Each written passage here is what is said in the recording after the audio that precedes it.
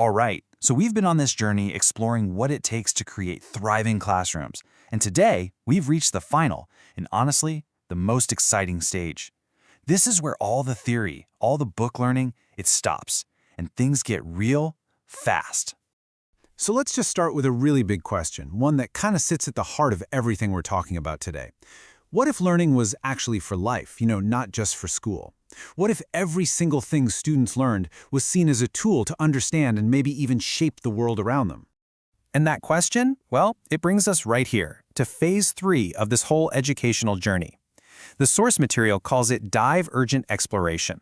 Think of it like the final mission, where all that foundational knowledge students have been building up finally gets put to the test. This is the moment where understanding becomes action. And this is the real pivot point. It's the moment we move past the abstract ideas.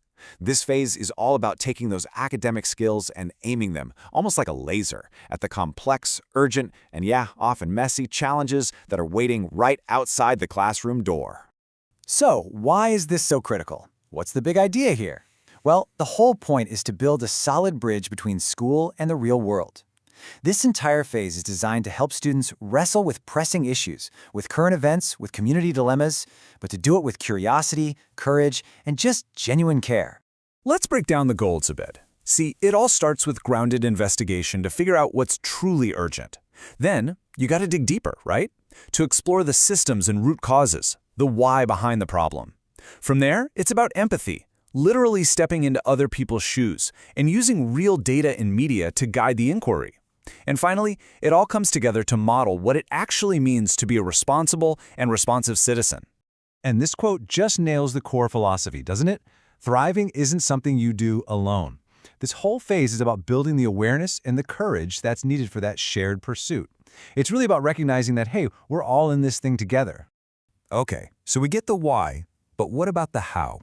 How do students actually do this? Well, they're equipped with this really powerful toolkit of methods that honestly transforms them into thoughtful, effective investigators. Now, instead of just listing off a bunch of tools, I want to show you a quick story of how 3 of them can work in sequence.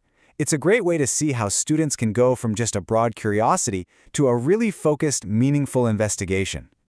So our story begins right here with the community needs assessment. This is so important because it's not about students assuming they know what their community needs. It's the total opposite. It's about listening first, asking good questions, and grounding their work in people's actual lived experiences. And you know what? It can start with a question as simple and as powerful as this one. Just asking people in the community, what's one issue in our town that doesn't get enough attention, that can open up a world of insight you would never, ever find in a textbook? Okay, so once they've gathered all those answers, the story moves on to the next chapter, community data analysis.